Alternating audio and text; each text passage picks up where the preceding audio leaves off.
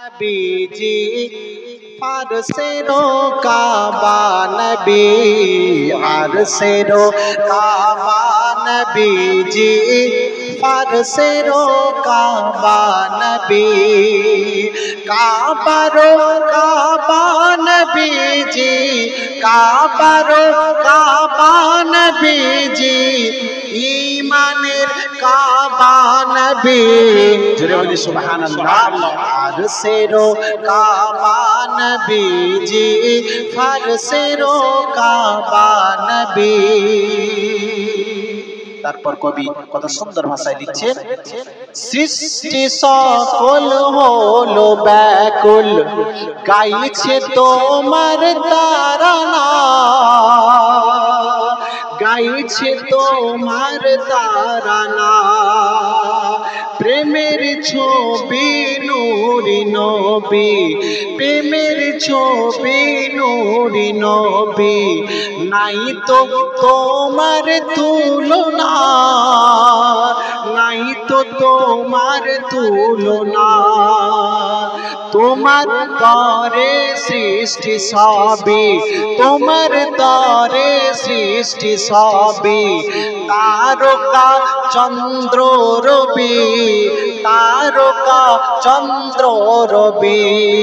আল্লাহুম্মা সাল্লি আলা সাইয়্যিদিনা মাওলানা মুহাম্মদ ওয়া আলা আলি সাইয়্যিদিনা মাওলানা মুহাম্মদ। ধন্য মক্কা ও মদিনা, ধন্য ও মা আমিনা, ধন্য ও মা আমিনা, তারাও ধন্য দেখলো যারা তোমার নূরি চেহারা খানা, তোমার নূরি চেহারা খানা। তাদের জন্য জান্নাতের আশা করতে হবে না। কারা? যারা আমার নবী মুস্তাফার চেহারা মুবারক, নূরানি চেহারা মুবারক ঈমানের সহিত দেখে নিল, তাদের জাহান্নামের আগুনকে আল্লাহ পাক হারাম করে দিল, জান্নাত তাদের জন্য ওয়াজিব হয়ে গেল। জোরে বলি সুবহানাল্লাহ। ওই জন্য স্যার বলছে, ধন্য মক্কা ও মদিনা, ধন্য ও মা আমিনা,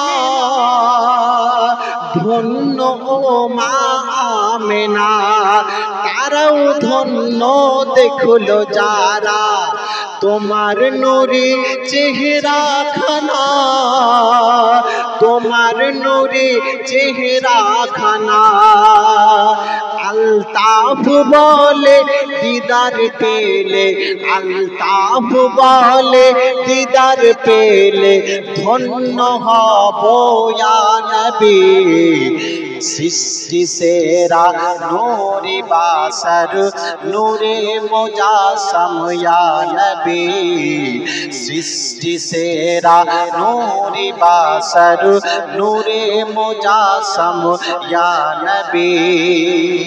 তাই বলা হচ্ছে, যদি সেই নবীর নাম জপে যাও, সেই নবীর ভালোবাসা দিলের মধ্যে থাকে। মৌমাছিকে জিজ্ঞেস করা হলো, ওরে মৌমাছি, তোর মুখ থেকে যে মধু আমরা খেয়ে থাকি, মধু আমরা সকলেই পান করে থাকি, যখন আপনার মধু আমরা পান করে থাকি, মধুতে কেন এত মিষ্টি? আমার নবী প্রশ্ন করলো, এ মধু তোর মৌমাছি, মৌমাছি তোর মধুতে কেন এত মিষ্টি? মৌমাছি জবাব দিল, ওগো আমার নবী, ওগো আমার নবী, আমি যখন ফুলের কাছ থেকে আমি যখন মধু নিয়ে থাকি, ফুলের কাছ থেকে বিভিন্ন ফুল থেকে যখন আমি মধু সংগ্রহ করে থাকি, আর যখন আমি মধুটা সংগ্রহ করে আপনার নামে দরুদ পড়ি, আপনার নাম জপে থাকি, আপনার নাম জপে থাকি, আপনার নামের জিকির করে থাকি, তারপরে আমি যখন ওই মৌচাকের মধ্যে রাখি, আপনার নাম বলতে বলতে, আপনার নাম পড়তে পড়তে আমি ওই মৌচাকেতে রাখি, ওই কারণে ওই আপনার নামের ওসিলাতে আপনার নামের এতটা গুণগান আছে, আপনার নামের প্রশংসা যখন আমি আল্লাহ আমি করে থাকি, মৌমাছি আমি যখন করে থাকি, আমার আল্লাহ আপনার নামের বদৌলতে, আপনার নামের বদৌলতে আমার মধুকে আল্লাহ পাক মিষ্টি করে দেয়। সুবহানাল্লাহ। ওই নামের জিকির আমরা যেন বেশি বেশি করতে পারি, জোরে বলি আমিন। যেই নামের জিকির করেছেন আল্লাহর ওলিরা, জিকির করেছেন ওই নামের জিকির করেছেন, ওই নবীর গোলামি করেছেন, দুনিয়াতে দামি হয়ে গেছেন, ওই নামের প্রশংসা করে গেছেন, দুনিয়াতে দামি হয়ে গেছেন। আজকে যার জন্য এখানে বসেছি সেই আল্লাহর ওলিরাও দামি হয়েছেন, নবীর কারণে দামি হয়েছেন, নবীর গোলামি করেছেন, দুনিয়াতে দামি হয়ে গেছেন। আল্লাহ তাবারাক ওয়া তাআলা আমাদের সকলকে যেন সেই নবীর বেশি বেশি মুহাব্বত করার, ভালোবাসা বেশি বেশি তৌফিক আল্লাহ পাক দেন, জোরে বলি আমিন। আর একটা কথা বলে যায়, আজকে আমাদের কাছ থেকে আরেক কিছু মানুষের মুহাব্বত আমাদের কাছ থেকে চলে যাচ্ছে, সেটা হচ্ছে বিশেষ করে আজকে যাদের পিতামাতা দুনিয়াতে আছে, যেই যুবক ভাইদের বা যাদের পিতামাতা দুনিয়াতে আছে, বিশেষ করে যুবক ভাইদের, আজকে পিতামাতার মুহাব্বত আমরা বুঝছি না, পিতামাতার প্রতি আমরা অত্যাচার করে থাকি, পিতামাতার মুহাব্বত আমরা বুঝি না। পিতামাতা দুনিয়াতে হচ্ছে আল্লাহর নিয়ামতের মধ্যে, পিতামাতা হচ্ছে দুনিয়ায় একটা নিয়ামত, বড় নিয়ামত। সুবহানাল্লাহ, সুবহানাল্লাহ। পিতামাতার মুহাব্বত আমরা বুঝি না।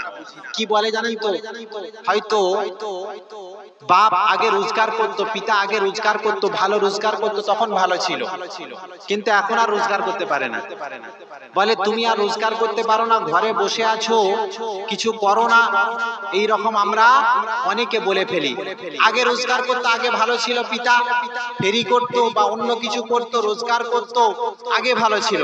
এখন যেই রোজগার বন্ধ হয়ে গেছে, হাত পা চলে না, তারই জন্য ওষুধ কিনে আনতে হয়। যখন আপনার টাকা পকেট থেকে ফুরাচ্ছে, আপনি তখন পিতামাতার প্রতি অত্যাচার করছেন, পিতামাতার প্রতি আপনি অফেন্ডেড হচ্ছেন, আপনি বিরক্ত হচ্ছেন, কিন্তু এটা হবেন না। একটা কথা বলে দিয়ে যায়, আজকে হাড়িপুকুর গ্রামের মুসলমান, আশেপাশে মুমিন বান্দারা, আমরা যারা এই মাহফিলে বসেছি, সকলের উদ্দেশ্যে একটা কথা বলে দিতে চাই।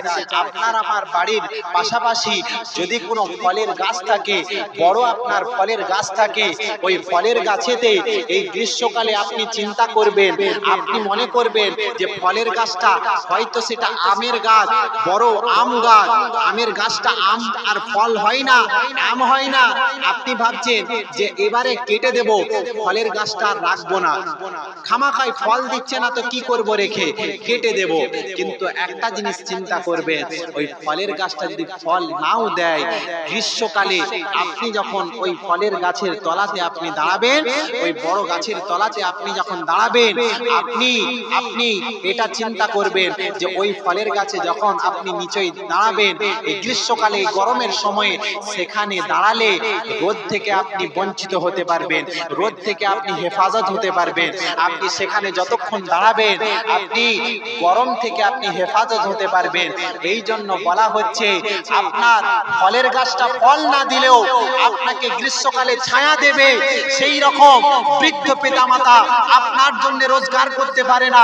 আপনি হয়তো চিন্তা করেন আপনার পিতা আপনার জন্য এখন আর রোজগার করতে পারে না, আপনার জন্য রোজগার করতে পারে না, বাড়িতে আপনি তার জন্য ওষুধ কিনে নিয়ে আসছেন, কিন্তু এটা চিন্তা করবেন, বৃদ্ধ পিতামাতা আপনার জন্য কিছু নাও করতে পারলে, পিতামাতা আপনার জন্য বেশি বেশি দোয়াটা করতে পারবে, জোরে বলি সুবহানাল্লাহ।